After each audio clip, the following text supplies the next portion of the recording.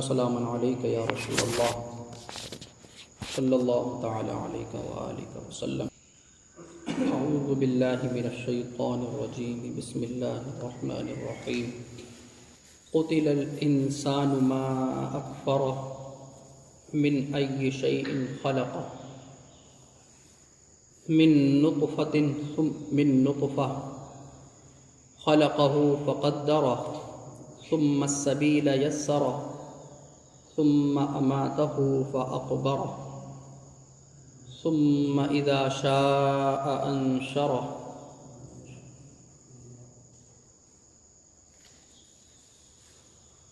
کل سے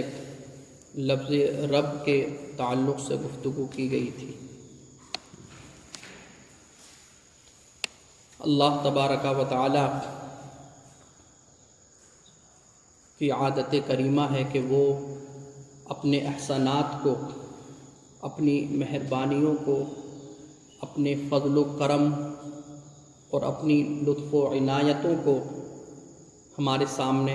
بیان فرماتا ہے،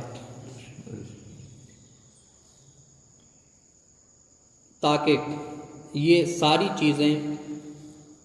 انسان کو اللہ تبارک و تعالی کی محبت کی طرف لے کر کے آئیں، اور پھر محبت اللہ تبارک و تعالی کی اطاعت و فرما برداری کی طرف لے کر کے آئے۔ اللہ تبارک و تعالی کا اسلوب اور اس کا طریقہ دعوت قرآن مجید میں زیادہ یہی ہے کہ اپنی کرم نوازیوں کو بندوں کے سامنے رکھتا ہے۔ لفظ رب کے اندر یہی سارے معانی آتے ہیں۔ اللہ تبارک و تعالی نے قرآن مجید کے اندر لفظ رب کو تقریباً 1000 مرتبہ ذکر فرمایا ہے۔ اس قرآن مجید کے اندر بار بار کوئی صفحہ ایسا ہو کہ جس میں لفظ رب نہ ہو، ورنہ قرآن مجید کا ہر صفحہ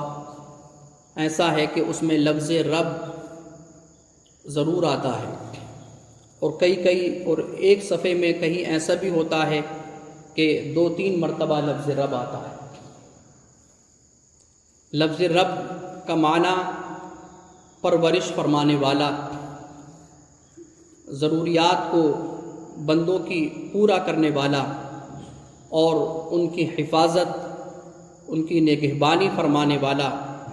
آفات و بلیات سے ان کی نگرانی فرمانے والا، اور ان کی مصلحتوں کی دیکھ ریکھ کرنے والا، ان کو پردہ عدم سے وجود بخشنے والا، اور ان کی سرداری کرنے والا، ان کے ساتھ مالکانہ حق رکھنے والا۔ یہ تمام معنی لفظ رب کے آتے ہیں۔ نماز کے اندر یہ لفظ تقریباً 45 مرتبہ آتا ہے۔ 4 رکعات کے اندر اگر آپ شمار کریں تو اس لفظ کی تکرار ہم 45 مرتبہ کرتے ہیں۔ تو نماز کے اندر یہ لفظ اتنی مرتبہ رکھنے کی بھی یہی حکمت ہے، تاکہ بار بار یہ لفظ آنے سے انسان کے اندر اللہ تبارک و تعالی کی اطاعت و فرما برداری کا جذبہ پیدا ہو، اور شوق و ذوق کے ساتھ نماز ادا کرنے کا جذبہ پیدا ہو، اور محبت اور دلچسپی کے ساتھ رکوع و سجود کرنے کا جذبہ پیدا ہو۔ اس لیے کہ شیطان کا جال یہ ہے کہ وہ عبادت خدا کو بوجھ بناتا ہے، حکم الہی کو بار شمار کراتا ہے، اور اس کو ایک عبث اور بیکار کام انسان کے ذہن میں لانے کی کوشش کرتا ہے۔ اللہ تبارک و تعالی کا اسلوب یہ ہے کہ اللہ تبارک و تعالی اس عبادت کو ہماری ذمہ داری دکھاتا ہے، اور اللہ تبارک و تعالی اس عبادت و ریاضت کو اپنا حق بتاتا ہے، اور اللہ تبارک و تعالی اس عبادت و ریاضت کا جو سبب ہے وہ سبب رب تبارک و تعالی بیان فرماتا ہے کہ یہ عبادت بغیر سبب نہیں ہے، اور یہ عبادت یوں ہی تمہارے اوپر فرض نہیں کی گئی ہے، بلکہ میری عبادت تمہارے اوپر فرض اس لیے ہے کہ میں تمہارا رب ہوں، میں تمہاری پرورش فرمانے والا ہوں، میں تمہارا مالک ہوں، میں تمہیں سلامتیاں دینے والا ہوں، میں تمہاری نگرانی فرمانے والا ہوں، تمہاری نگہبانی کرنے والا ہوں، تمہاری حفاظت و صیانت کرنے والا ہوں، اور تمہیں رزق دینے والا، تمہیں چلانے پھرانے والا اور سب کچھ عطا کرنے والا میں ہوں۔ تو یہ سبب ہے کہ تمہیں اس سبب کی وجہ سے میری عبادت کرنا ہے، یہی سبب ہے کہ تمہیں ان سببوں کی وجہ سے رکوع و سجود کرنا ہے اور میرے احکام پر عمل کرنا ہے۔ آیات کریمہ جو آپ حضرات کے سامنے پڑھی گئیں، اس میں بھی اللہ تبارک و تعالی نے اپنے انعامات کا ذکر فرمایا ہے۔ قتل الانسان ما اکفرہ، انسان کے لیے ہلاکت و بربادی ہے، اس نے کتنی بڑی ناشکری کی۔ من ای شیء خلقہ، کس چیز سے اللہ تعالیٰ نے اس کو پیدا کیا؟ یہ ایک سوال ہے ساری انسانیت سے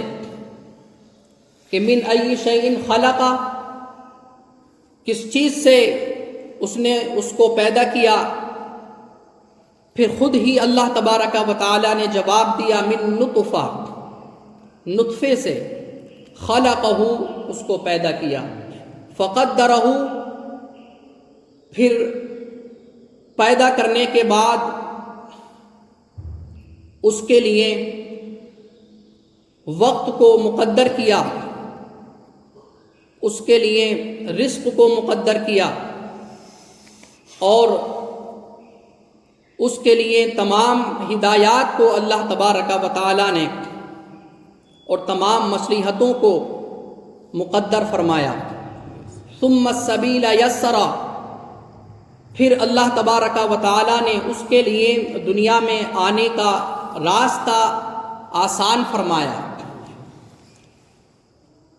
ثم اماتہ، پھر اس کو مارا، فاقبرہ، پھر اس کو قبر میں رکھوایا۔ ثم اذا شاء انشرہ، پھر جب وہ چاہے گا اس کو دوبارہ اٹھائے گا۔ اللہ تبارک و تعالی نے ان آیتوں میں اپنے انعامات اور اپنے احسانات کو بیان فرمایا کہ انسان کتنا بڑا ناشکرا ہے، اور سب سے بڑی ناشکری اس کی اللہ تبارک و تعالی کی عبادت و ریاضت سے بھاگنا ہے۔ اللہ تبارک و تعالی کی وحدانیت کا انکار کرنا یہ سب سے بڑی ناشکری ہے، اور یہ سب سے بڑے تعجب کی بات ہے۔ دنیا کے اندر اللہ رب العزت کو نہ ماننا یہ سب سے بڑا تعجب ہے، اس لیے کہ اللہ تبارک و تعالی کو ماننا یہ سب سے بڑی حقیقت ہے، اور یہ ایسی حقیقت ہے کہ اس سے اعراض اور روگردانی نہیں کی جا سکتی۔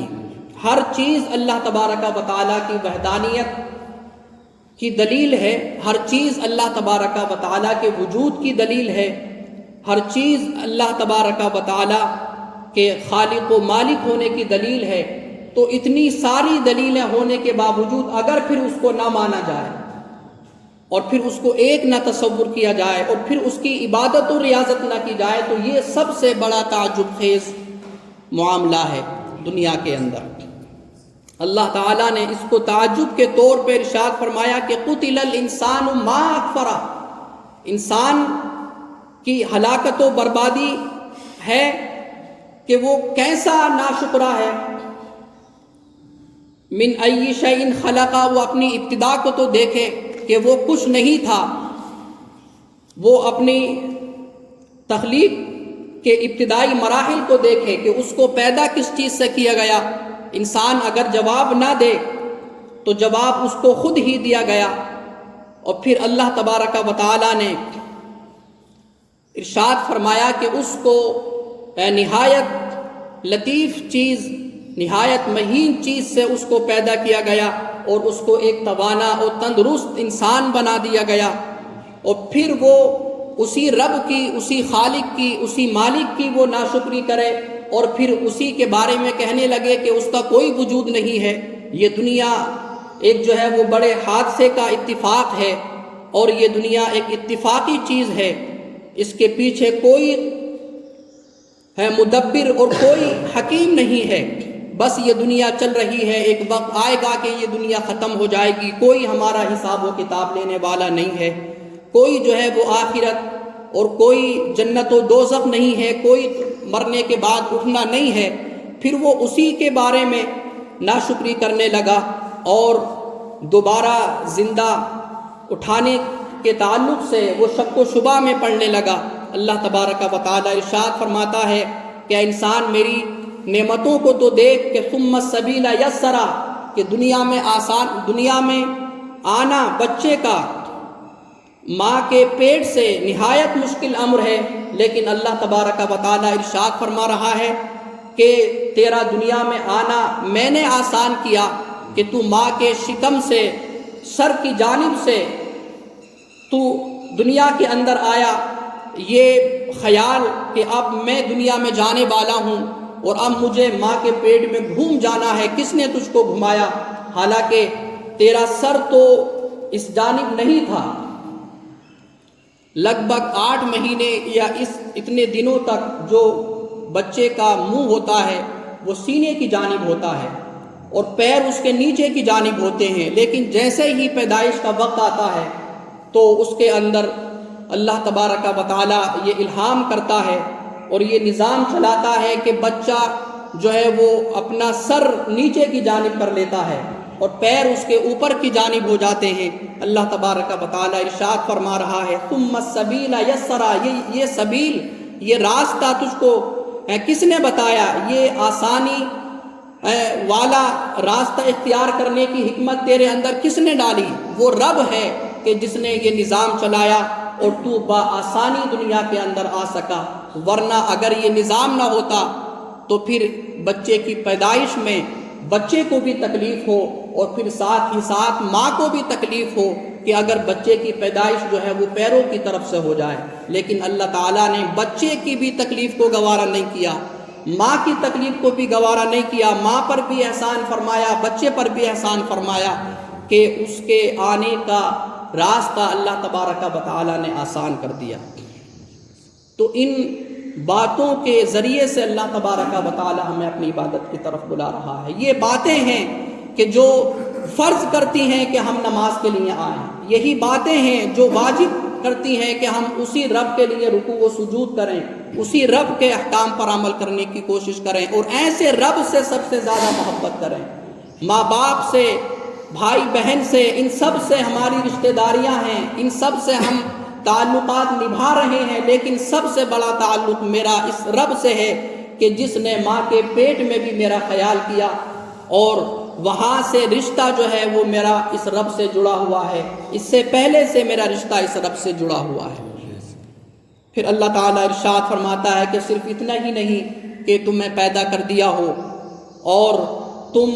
پھر اسی طرح دنیا میں رہو اور 100 سال کے بعد ہونے کے بعد جب تمہارے گھٹنوں میں کمزوری آ جائے، تمہاری آنکھوں میں کمزوری آ جائے اور تمہارے اعضاء کمزور ہو جائیں، تم سے چلا پھرا نہ جائے، تم سے کھایا پیا نہ جائے، تو میں نے ایسا نہیں کیا کہ تم کو یوں ہی زندگی جو ہے وہ کٹھنائیوں کے ساتھ گزارنے کے لیے چھوڑ دیا ہو، نہیں، بلکہ اللہ تعالیٰ ارشاد فرماتا ہے کہ جب تم پر ضعف طاری ہو گیا، جب تم کمزور ہو گئے، تمہارا جینا دوبھر ہو گیا، خود گھر والے بھی تمہاری مرنے کی تمنائیں کرنے لگے کہ اب تو ان کا چلا جانا بہتر ہے، اب تو ان کا گزر جانا بہتر ہے، جب لوگ تم سے کترانے لگے اور تمہاری اولاد تم سے کترانے لگی اور تمہاری رشتہ داریاں تم سے کترانے لگی تو پھر اللہ تبارک و تعالی ارشاد فرماتا ہے کہ اس وقت بھی میں نے ہی تمہارے اوپر احسان کیا، ثم اماتہ، پھر اس نے اس کو موت دی۔ تو یہ موت ایسے وقت میں کہ جب انسان سے چارپائی سے اٹھا نہ جا رہا ہو، ایسے وقت میں موت بھی اللہ تبارک و تعالیٰ کی بڑی نعمت ہے، اور ایسے وقت میں موت بھی اللہ تبارک و تعالیٰ کا احسان ہے۔ اللہ تعالیٰ ارشاد فرما رہا ہے کہ ہم نہیں مارتے تو پھر کیا ہوتا؟ تم اسی طرح 200 300 500 سال تک یوں ہی رگڑتے رہتے، لیکن ہم نے تمہارے اوپر پھر احسان کیا کہ تمہیں موت دی اور ان ساری تکلیفوں سے تمہیں چھٹکارا دے دیا۔ اور پھر اتنا ہی نہیں، اللہ تعالیٰ ارشاد فرماتا ہے ثم اماتہ، پھر اس کو موت دی، فاقبرہ، اور بڑے احترام کے ساتھ، بڑے اعزاز کے ساتھ، بڑی ادب کے ساتھ تمہیں قبر میں رکھوایا۔ ورنہ اور بھی تو حیوانات ہیں کہ جو جہاں مر جاتے ہیں وہ وہیں پہ رہتے ہیں، کوئی ان کو نہلانے والا، کوئی ان کو اٹھانے والا، کوئی ان کے لیے قبر کھودنے والا، کوئی ان کو اپنے کاندھوں پہ اٹھانے والا نہیں ہوتا، کوئی ان کو عطر لگانے والا، خوشبوئیں لگانے والا، اس کے لیے دعائیں کرنے والا، اور کوئی اس کے لیے جو ہے وہ دعائیں مغفرت کرنے والا، نماز جنازہ کی جو صورت ہے ان کے ساتھ تو نہیں ہوتا۔ اللہ تعالیٰ ارشاد فرما رہا ہے انسان دیکھ تو صحیح کہ میں نے تجھے کتنے اعزاز سے نوازا ہے، تیری میں نے کتنی عزت کی ہے، اور تجھے کتنی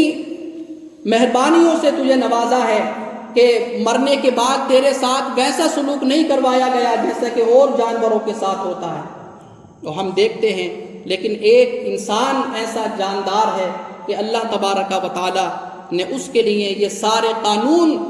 اللہ رب العزت نے منتخب فرما دیے کہ اس کو ایک آدمی دفنا کے نہ آئے، اس کو یوں ہی جو ہے وہ کسی گڑھے میں کھود کر کے ڈال کے نہ آیا جائے، بلکہ اس کے لیے آپ دیکھتے ہیں کہ کتنا تجہیز و تکفین کا اہتمام ہوتا ہے، اور کس طرح اس کو اعزاز کے ساتھ 4 آدمی اپنے کاندھوں پہ اٹھاتے ہیں۔ اٹھا تو ایک بھی سکتا تھا، اور سپرد خاک اس کو یوں بھی کر دیا جا سکتا تھا، لیکن نہیں، اس پہ مٹی بھی نہ جو ہے وہ ڈلنے پائے۔ یہ طریقہ جو ہے وہ مذہب اسلام نے رکھا۔ تو اللہ تعالیٰ ارشاد فرماتا ہے ثم اماتہ، پھر اس نے اس کو موت دی،